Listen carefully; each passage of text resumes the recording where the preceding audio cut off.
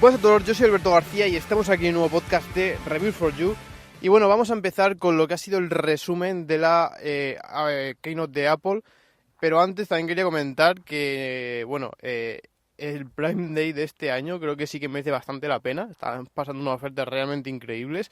Incluso ayer pasé un auricular de Sony con cancelación de ruido por, creo que eran 60-70 euros. O sea, de lo más barato que podéis encontrar a día de hoy con cancelación de ruido.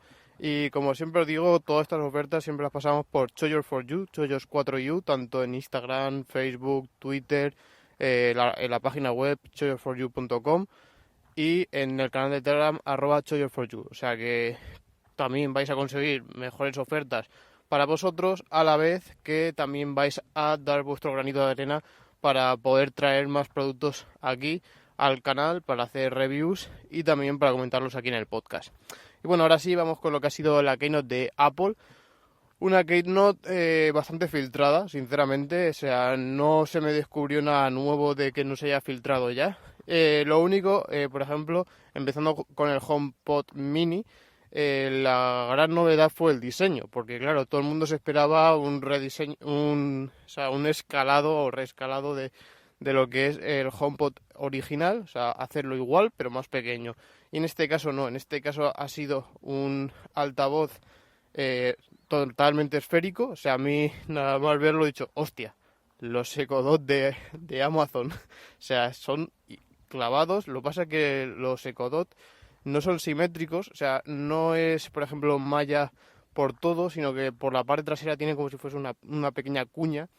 Y no es 360 como los de Apple. Eso es la principal diferencia en lo que se refiere al diseño.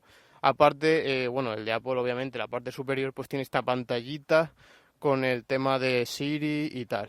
Pero por lo demás son muy parecidos. O sea, a mí la primera sensación y lo primero que se me ha venido a la cabeza ha sido el Echo Dot de Amazon.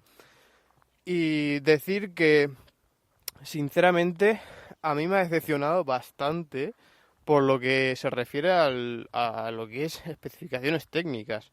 O sea, estamos hablando de un altavoz de 100 euros con que cuenta con solamente un driver, o sea, con un altavoz. No sé, yo sinceramente esperaba bastante más. Obviamente ese altavoz ya os digo que será de gran calidad, aunque, bueno, de gran calidad tampoco será tan gran calidad, porque en lo que se refiere al tamaño, la altura son 8 centímetros, partiendo, o sea, 8 centímetros y medio.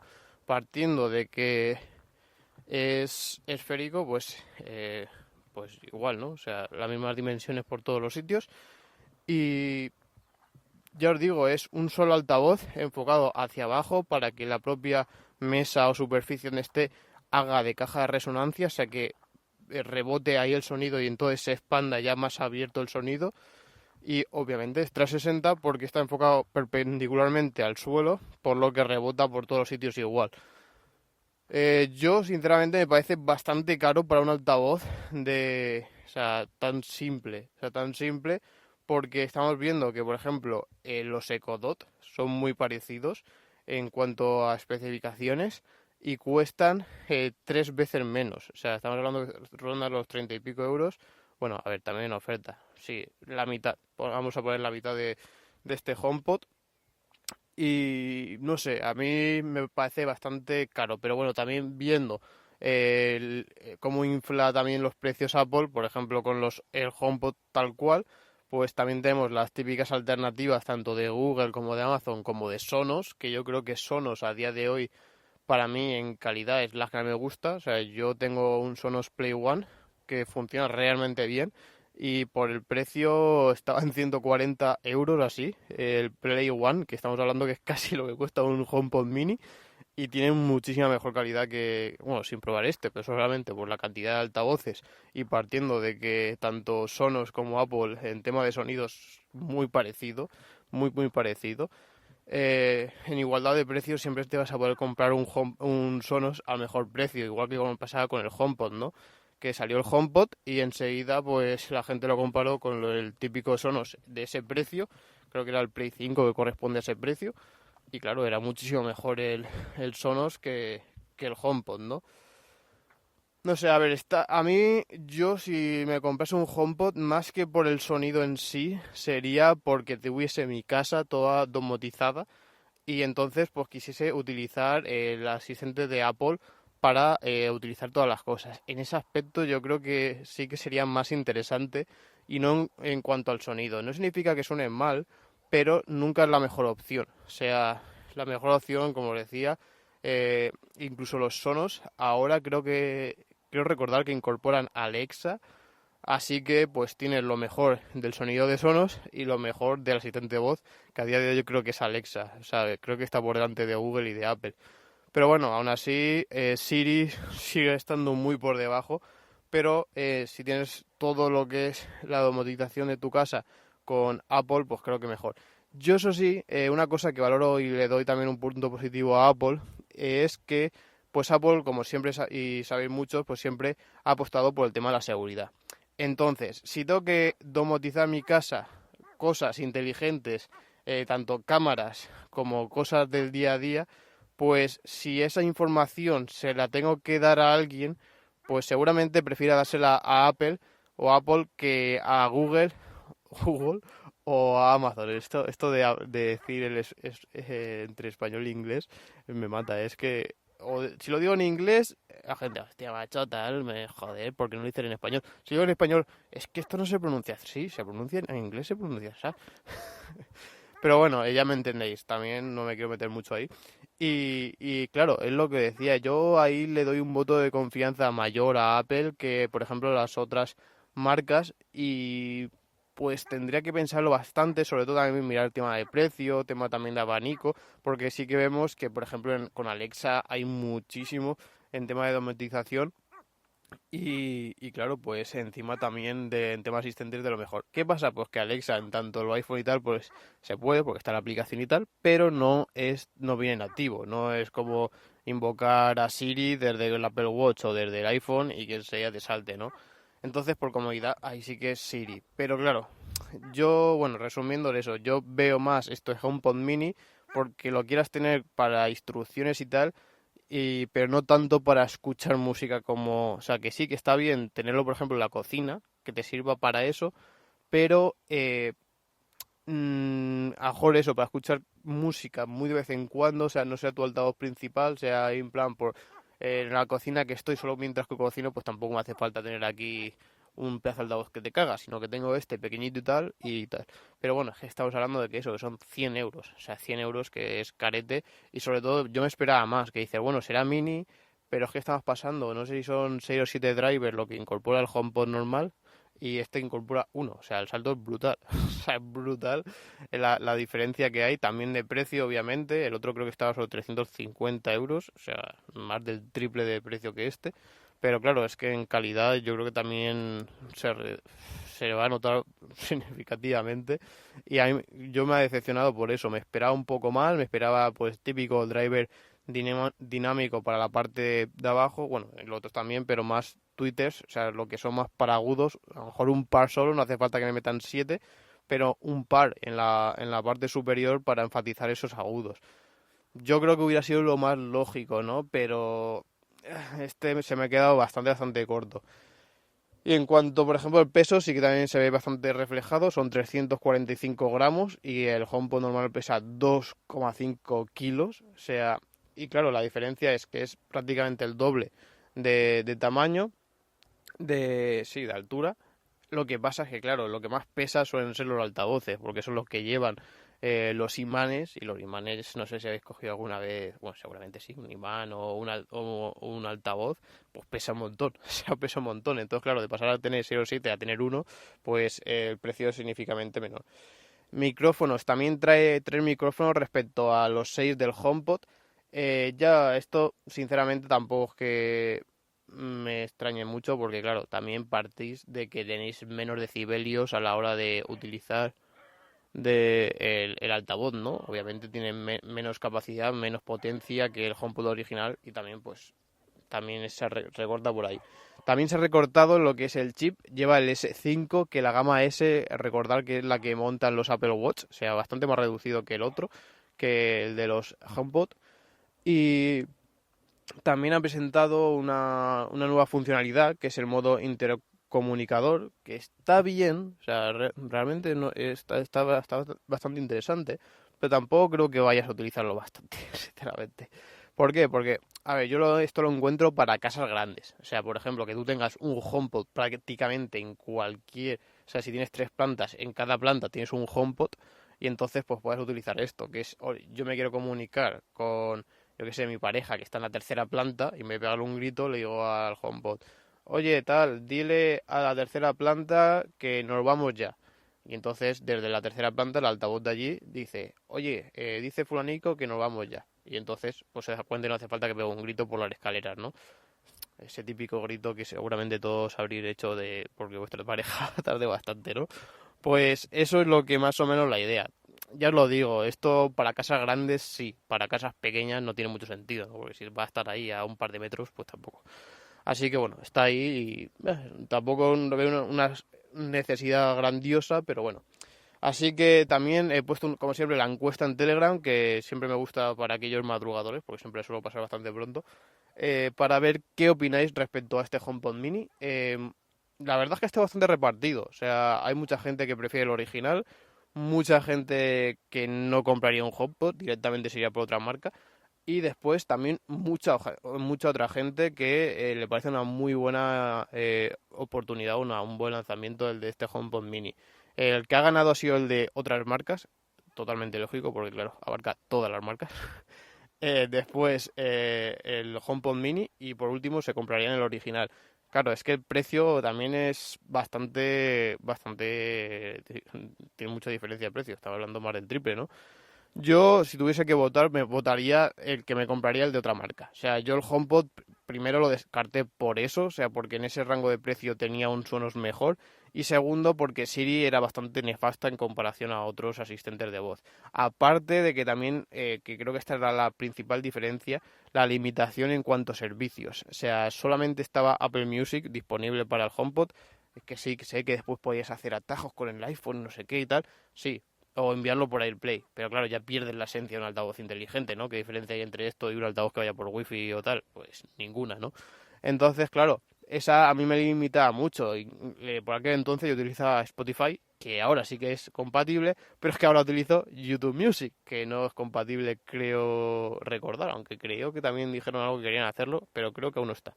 Así que son cosas que a mí me limitaron bastante a la hora de comprar un HomePod, aparte que, en plan de, pago más por menos. O sea, no veía la lógica ahí. Y entonces, para probar el tema del altavoz inteligente, me compré un Echo Dot. Creo que me costó, pues eso, unos 30 euros, que son la típica oferta de que vais a encontrar cada 2 por 3 en Amazon. O sea, Amazon pone ofertas muchas veces. O sea, puso hace poco en verano, ahora ha vuelto con bueno, el Prime Day. Tenéis, ya puse un recopilatorio ahí de todo lo que es ofertas de productos de Amazon. Y los nuevos Echo Dot ya están también de oferta, los Kindle y tal. Y bueno, pues un Echo Dot creo que merece mucho la pena. E incluso es que dices, hostia, es que casi por lo mismo que voy a pagar por un HomePod me puedo comprar un Sonos o un Echo Dot y tal, ¿no? Entonces, para mí merece mucho la pena. Y más, como decía, los Sonos ahora que incorporan el tema de Alexa y tal. Encima también tienen compatibilidad con AirPlay, por lo que si tenéis dispositivos, por ejemplo, la Apple TV, que esto también lo veo muy interesante y queréis tener pues ese Sonos o incluso la barra de sonido de Sonos, todo eso también lo puedes enviar por ahí y es todo compatible al igual que el iPhone y tal. Y para mí lo veo una mejor alternativa y seguramente que cuando tenga que poner todo ahí en mi casa y tal, pues me cante más por la marca Sonos, que a mí sinceramente soy bastante fan de ella, porque tiene muy buen sonido, o sea, por lo menos un sonido que a mí me gusta mucho, porque claro, cada marca tiene su sonido, o sea, a lo mejor una tira más por los graves, otra, pero a mí Sonos me gusta porque está bastante compensado. Y después es un poquito caro, pero también creo que te ofrece muchas tecnologías más allá de lo que es el propio sonido, o sea, el tema de conectividad y tal. Y para mí, con todo eso, para mí es de las más equilibradas. Y también una media apuesta segura, ¿no? Nunca dudo bastante que te vayas a comprar un Sonos y digas, vaya porquería que me acabo de comprar. No, suelen ser altavoces realmente buenos. Así que yo es una marca que aconsejo bastante. Y bueno, ahora sí vamos con lo que son los nuevos iPhone. A mí el que más me ha sorprendido ha sido el iPhone mini, también se había rumoreado bastante, esto también fue un poco de última hora. Y a mí es un iPhone que me interesa bastante, o sea, me interesa bastante porque han hecho lo que mucha gente pedía, o sea, oye, quiero un iPhone bueno y pequeño. sea, pequeño, porque claro, ya nos teníamos que ir a por el SE, que sí, que era más pequeño, pero, o sea, era más pequeño la pantalla y, bueno, unos milímetros más pequeño que, que un iPhone 12 Pro, un 11 Pro. Y claro, pues hay gente que quería ese tamaño más comedido, pero con toda la tecnología de un iPhone más bueno, ¿no? O sea, no limitarme en las especificaciones. Obviamente, pues el iPhone SE estaba destinado a ese nicho de mercado, pero hay otro nicho que dice, joder, es que yo no me quiero limitar en especificaciones a un móvil pequeño por esto. Y este iPhone mini, 12 mini, perdón, lo que hace es que coge el iPhone 12, que no el 12 Pro, sino el 12, y lo hace más pequeño, tal cual. O sea, la única diferencia es la pantalla, o sea, el tamaño de la pantalla y obviamente la batería, que por cierto no se ha especificado. Entonces, cuando no se habla de batería en una Keynote, es uno, o porque es igual, o dos, o porque es peor. O sea, esto es una cosa que a mí me tiene muy mosqueado porque yo para mí es lo que más miro en un iPhone. O sea, para comprarme entre todos los iPhones siempre suelo tirar por el que más batería tiene. O sea, me compré el 10R, después tener va a ser del 10S Pro Max al 10R. O sea, cambié a la baja, del mejor al peor, supuestamente. Y solamente por la batería. Y ahora tengo el 11 Pro Max, que sí que es el que más batería tiene, y es una cosa que a mí me encanta. O sea, decir, oye, no hay ni un solo problema con el iPhone a la hora de utilizarlo.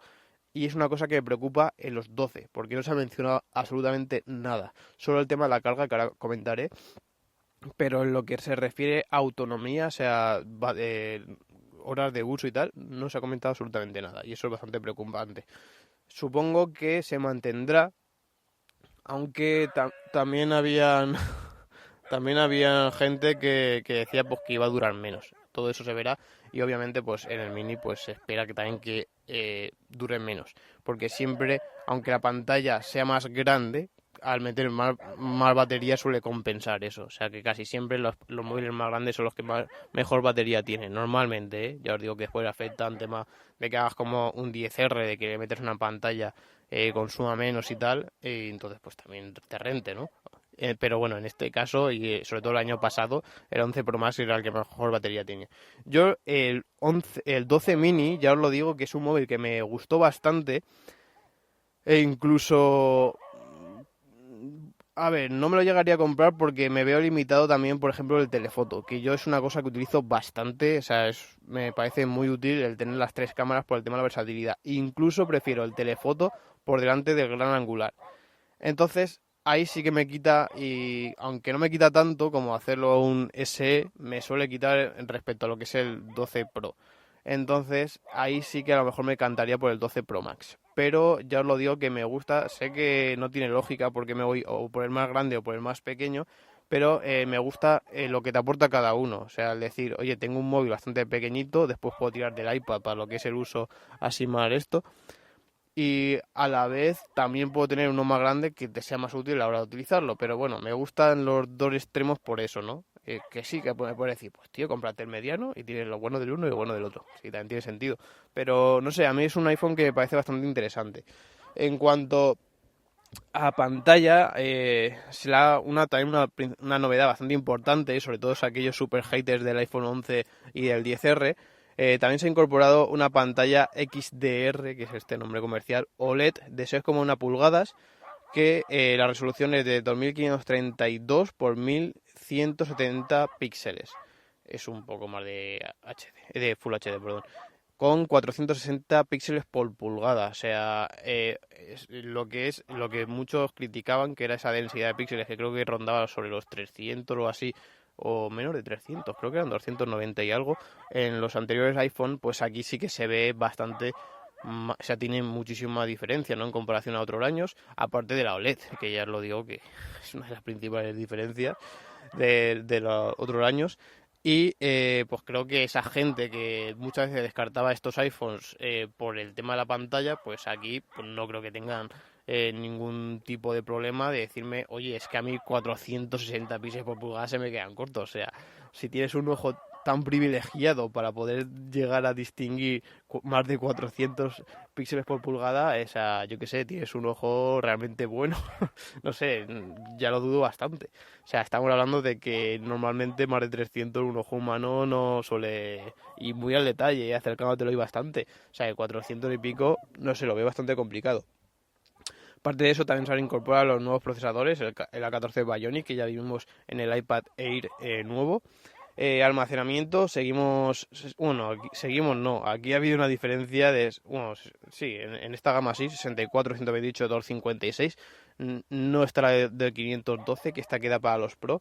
iOS 14, cámara trasera, tenemos un gran angular f1.6, aquí es una cosa que también me ha gustado bastante, y sobre todo también Apple ha enfatizado mucho el tema de las fotos nocturnas, y otra de 12 megapíxeles ultra gran angular, que este era aún más grande, de 2,4, que este llega hasta 120 grados de apertura, grabación a 4K 60 fotogramas, y sobre todo destacar eso, yo con todos los móviles que llego a probar, o sea, para mí ninguno se llega a acercar al iPhone, no solamente sea por los detalles, o sea, tú ves un vídeo grabado con un iPhone con el otro, y hay móviles muy buenos, con Android, no os digo que no. Pero, por ejemplo, el cambio de cámaras, cuando tú haces zoom de una a otra, para mí el iPhone es la que menos se nota. Hay otros que se nota en plan el clic, ¿sabes? De cambio de una a otra, ¡pam! Y pegas un lagazo así en la imagen y se llega a notar. En el iPhone es, vamos, como si fuese un zoom normal, o sea, es que ni se nota. Después la estabilización es brutal, incluso muchos de vosotros en los vídeos que hago, que muchos los grabo con el iPhone,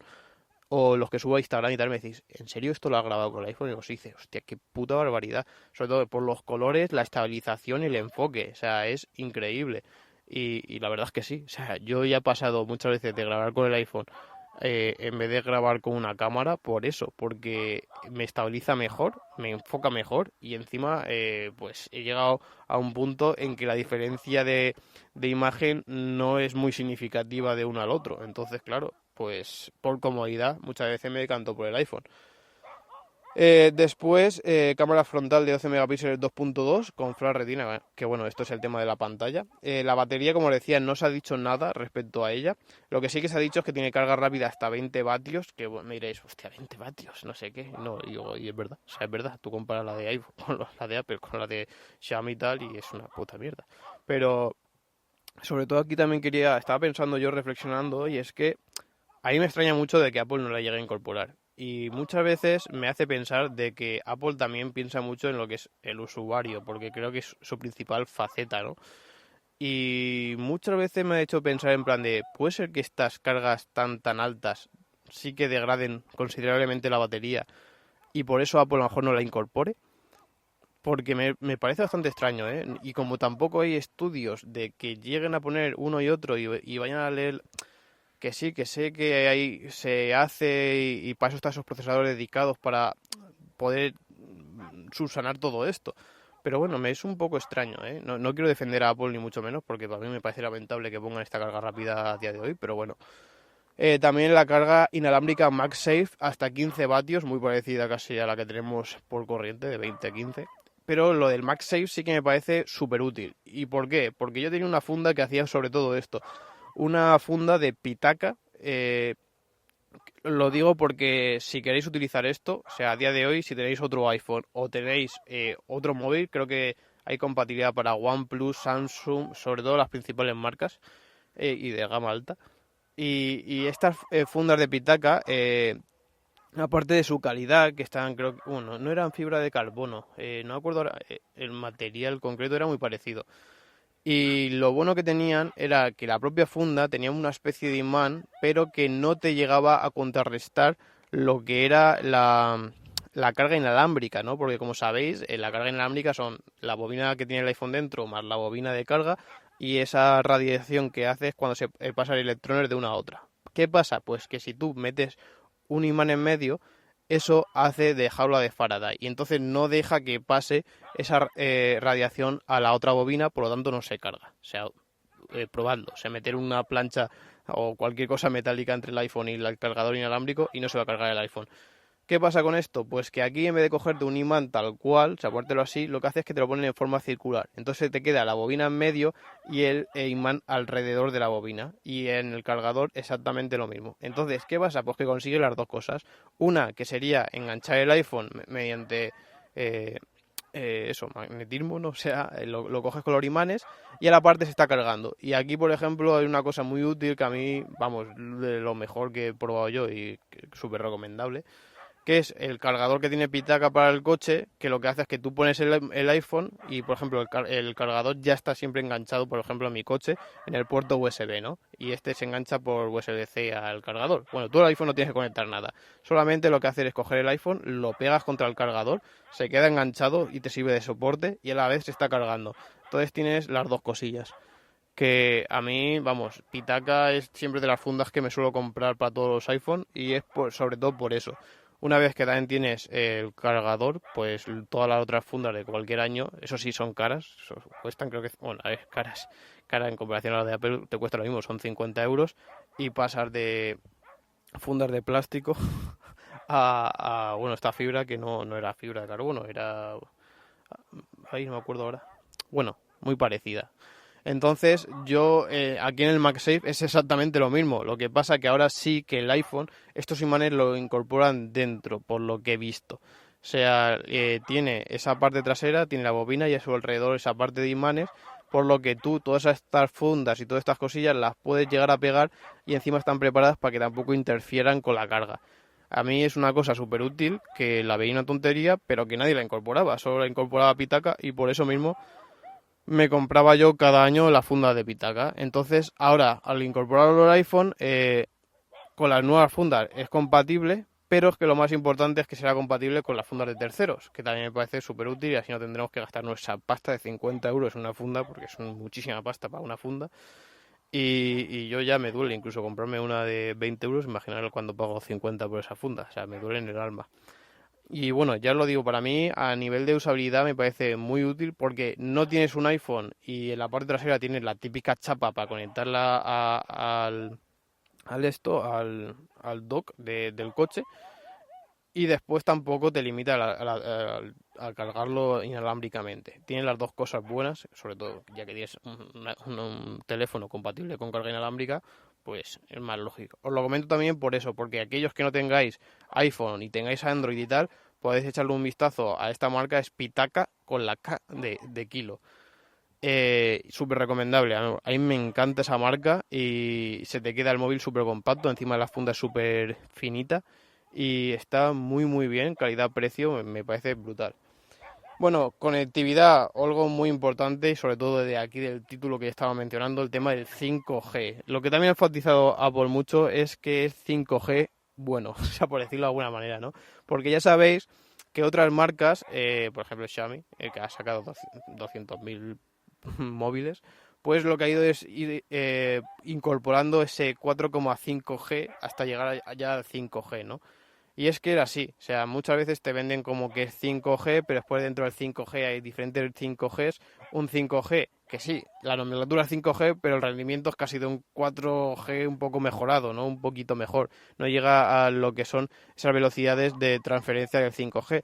Por lo tanto, Apple decidió en plan de, no, que es una estrategia que también suele hacer Apple. Yo cuando pongo algo, es algo bueno, no pongo aquí medias tintas, y aquí es igual. Pues hasta que no ha llegado el 5G, el chip bueno, pues entonces no lo ha llegado a poner ni lo ha implementado. También es lógico, se criticó, y yo fui el primero que lo critiqué, porque había muchas marcas que lo habían puesto, es que, bueno, este 4,5G había muchas que lo habían puesto, pero también había muchas otras como Huawei, que puso el chip bueno desde el principio. Pero claro, es que Huawei se fabrica sus propios chips, ¿no? Que bueno, Apple también lo podía haber hecho. Pero bueno, no me quiero meter mucho ahí y que se veía como que llegaba hasta velocidades de 4 gigabytes por segundo, estos serán los mejores casos, y también habían cosas muy interesantes, porque claro, con el tema de la conectividad, pues puedes hacer muchísimas cosas, ¿no? Aquí ponían un ejemplo donde en un estadio de fútbol podías estar viendo, creo que eran 7 cámaras a la vez de diferentes puntos de un mismo partido. Entonces tú tenías el móvil en vertical, tenías como, imaginaros, un estadio de fútbol, ¿no? Lo que es el estadio entero en la parte de arriba y abajo y se iban como haciendo una especie de collage de todas las cámaras que habían de los diferentes puntos para poder ir viéndolo todo en tiempo real. Esto es una gilipollez, pero te llega a enseñar en plan la capacidad que tiene, ¿no? Porque tú esa velocidad de transferencia de datos, claro, está bajando hasta 4 gigabytes por segundo. Normalmente para Full HD o así, y aquí claro con el tamaño podría ser hasta HD, pues suele estar en, creo que son 10 megas o así. Pues claro, imaginad, ¿no? O sea, os sobran por todos los sitios capacidad de esta. Así que, bueno, el tema del 5G obviamente abre muchísimas posibilidades, pero a muchos campos, tanto por ejemplo el tema de la automoción, con el tema del autopilot y esas transferencias tan rápidas de datos. Y es que yo creo que todo el mundo, o sea, de la tecnología, va a llegar al punto donde la computación va a ser en la nube. O sea, lo único que va a hacer es tener que estar conectado. Una vez que te conectes, todo se va a procesar en la nube y o sea, tú envías un dato y te trae la respuesta, porque claro, muchas veces va a ser más rápido hacer eso que lo que llega a procesar el propio iPhone en su interior. Entonces, yo creo que todo llegará ahí, pero aún falta muchísimo para eso. Pero bueno, con el tema del 5G creo que ya hemos pegado un pasito más hacia todo esto. Bueno, también tenemos calificación IP68, reconocimiento facial True Depth, las dimensiones y a partir de 809 euros. No voy a comentar la del 12 normal porque es igual, pero la pantalla es de 6,1 pulgadas. Y bueno, también quería comentar que también se ha cambiado lo que es la frontal, o sea, el cristal.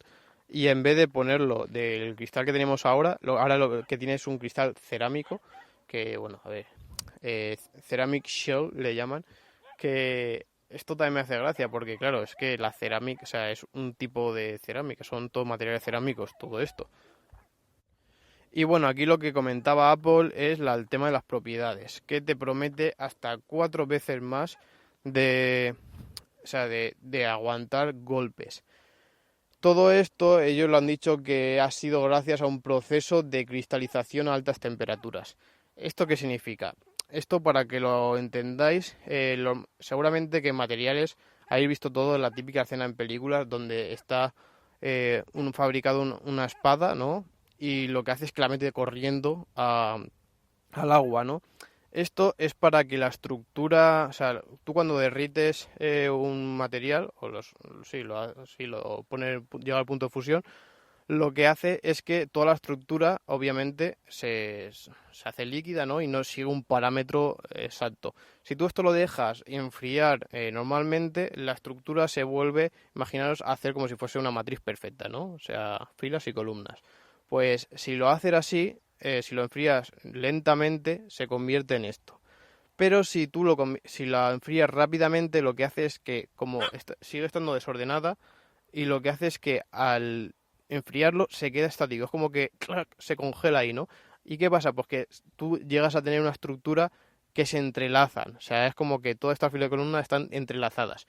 Todo eso te hace que tengas una mejor resistencia, que sea más duro el material. Por eso las espadas se hacían así.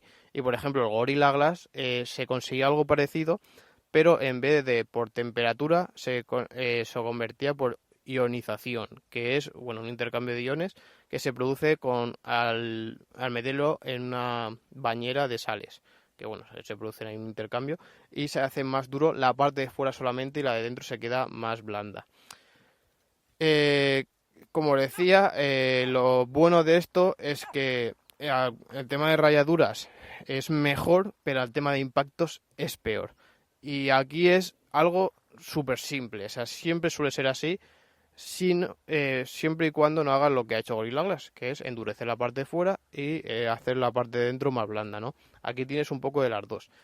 Con esto de la cerámica, por lo que dicen de la cristalización a altas temperaturas, lo que hacen es un enfriamiento lento. O sea, lo que tú haces es que cristaliza a altas temperaturas, por eso de que no lo llegas a sumergir y cristaliza a bajas temperaturas porque lo haría enfriado, ¿no?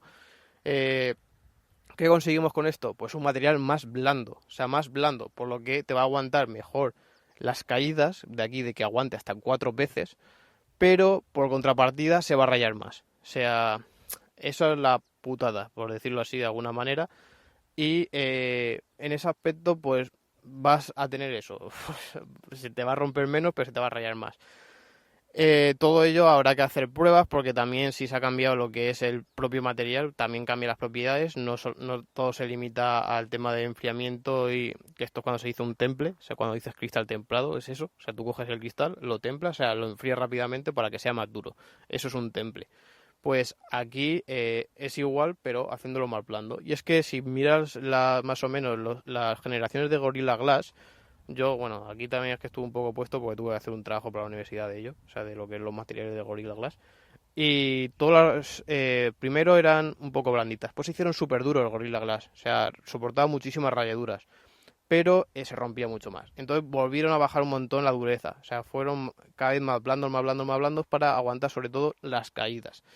Y pues aquí va a tirar casi todo, veo que van a tirar un poco porque sean materiales más blandos. No sé lo que harán para el tema de las rayaduras, porque siempre es un hándicap. También hay otras compañías que hacen esto de ponerte una capa de resina, la cual cuando se raya se autorregenera y tal. Y ya vimos la patente esta de Apple que hacía algo similar y que podías autorregenerarlo simplemente calentando el dispositivo. Que bueno, esto es una patente, no significa que vaya a salir alguna vez en la vida. Pero bueno, está ahí, ¿no? Y más o menos podemos plantearnos de que esa idea se ha plasmado en Apple. Así que esto sí que enfatizar que solamente está para la parte delantera. La parte trasera sigue siendo el mismo cristal, que bueno, es el que está fresado y tal. Y ya me parecía yo, porque bueno, también supongo que será bastante más caro este tipo de cerámica que el cristal que se ponía antes. Pero bueno, también comentar esto. Todo ello habrá que ver las diferentes pruebas que se sometan estos iPhone, que seguramente el mismo día de lanzamiento ya se verá por ahí cualquier loco destrozándolo el iPhone. Pero más o menos la idea es esa, de que las caídas la aguantará mejor, pero por contrapartida se rayará más. Así que a mí es una putada porque muchas veces, o sea, yo por ejemplo mi iPhone lo llevo sin, sin cristal templado y, no, yo es que soy muy cuidadoso, eso sí, pero sí que la típica de meterte en el bolsillo, de la fricción de la propia tela constantemente o de alguna llave o lo que sea, pues puede ser que se te llegue a rayar, ¿no? Y aquí ahora más fácilmente. Así que también eso es una contrapartida. Y bueno, ahora sí vamos a pasar al 12 Pro. En cuanto a pantalla, pues tenemos la pantalla Super Retina HDR, que es exactamente la misma que tenemos supuestamente. O sea, bueno, sí, lo que sí que se ha mejorado ha sido el brillo y el contraste. Sigue siendo un panel OLED y la misma resolución, pero lo que cambia es la calidad, que aquí es lo que yo más os comento y que siempre enfatizo muchísimo, que no miréis tanto tecnología como píxeles, sino mirar la calidad del panel. O sea, qué brillo tiene, qué contraste tiene, y aquí llega hasta 1200 nits. Es una puta bestialidad, ¿eh? No creo que sea lo mejor para una pantalla OLED, pero es una puta bestialidad. O sea, estamos hablando de que ya 1000 nits me parecía increíble. Y esto para cuanto vas por la calle es eso. O sea, lo pones al sol y se ve perfecta la pantalla. Y el contraste, 2.000.001 de contraste, que también es una puta pasada. O sea, en tema de pantallas seguramente será de las mejores.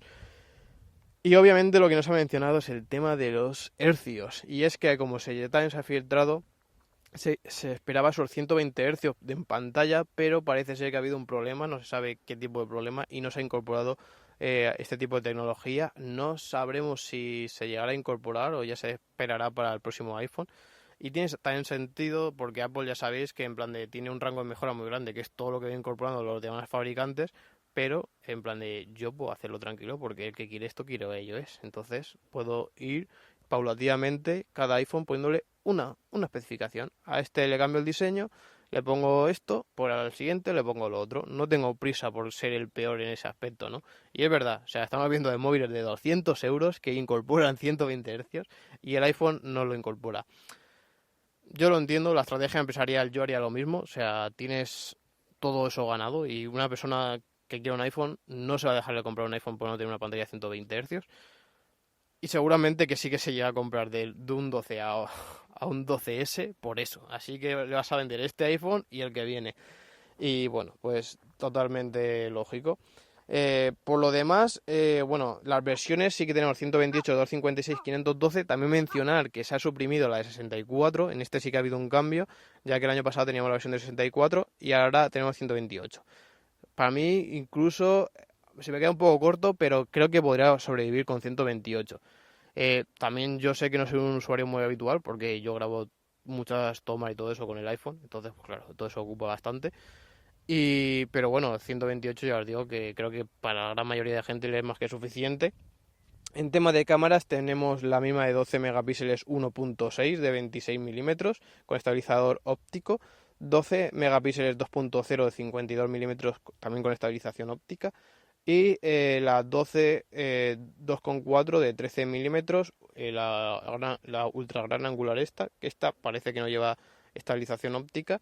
También incorpora la cámara LiDAR, que es este sensor de reconocimiento 3D que ya se incorporó en el iPad Pro, perdón, y que a mí me parece que a día de hoy no tiene tanta utilidad, pero creo que lo va a tener bastante, sobre todo para algo más técnico. Yo, por ejemplo, ahora que no estamos con el tema de la casa y tal, pues, por ejemplo, para el tema de las medidas, de coger y medirte la casa, me hace la vida. O sea, de eso de tener que estar tú con el metro, midiendo ángulos y midiendo distancias, con el iPhone te lo hace absolutamente todo y te deja el plano hecho. Yo después cojo ese plano, lo meto en el ordenador y levanto paredes y me lo hago en 3D. O sea, perfecto. O sea, súper fácil. Pues esas cosillas son las que, si no lo haces así, pues te cuesta más. Yo lo he hecho con el iPhone 11 Pro Max, que tiene 3 cámaras. No sé cómo está codificado esa aplicación, o sea, cuál es el código que tiene, pero se puede hacer. En este caso, pero también os digo que había muchas veces que dependiendo de la habitación, si había muchos elementos y tal, no lo reconocía muy bien. En este caso sí que está bien porque como no te reconoce la cámara, sino que te reconoce el sensor LiDAR, que da por puntos, ya sabe, o sea, ya sabe lo que hay y sabe por la distancia que tiene, la morfología y todo. Así que sí que me parece una mejor solución que obviamente la otra. Para esto a mí me hace bastante. También, por ejemplo, me gustaría la típica dices, oye, quiero imprimir esta figura en 3D, ¿no? En plan de, ves una figura, yo que sé, un Funko Pop que tenga tu amigo no sé quién, y dices, hostia, en vez de comprármela me la quiero hacer yo. La escaneas con el iPhone y después te la imprimes. Pues estaría de puta madre, sinceramente. A mí me parecería muy buena idea. Y creo que para todas estas cosas de modelado 3D y todo eso, va a ir realmente bien el tema del sensor LiDAR. Obviamente depende también de las aplicaciones que vayan haciendo, pero los desarrolladores también, para ello es lo bueno que tienen eso, que invierten mucho de su tiempo porque saben que le van a sacar la pasta. También tenemos 4K 60 FPS, grabación Dolby Vision, que esto también lo han enfatizado, donde es el único móvil que tiene compatibilidad con esto. Y cámara lenta frontal. La cámara frontal también 12 megapíxeles 2.2, el TOF 3D, que es este sensor que, bueno, pues te ayuda al enfoque, y el HDR. iOS 14 igual, carga rápida 20 vatios, no cambia nada, el MagSafe de igual y la carga QI de 7,5 vatios. O sea, aquí parece... Ah, vale, es que hay dos cargas, han hecho compatible con dos cargas. La carga MagSafe la han hecho como tal cual, o sea, como si fuese una carga propia. O sea, si tienes el MagSafe puedes cargar a 15 vatios, mientras que si le pones una carga estándar, que es la QI, solo cargas a 7,5 vatios.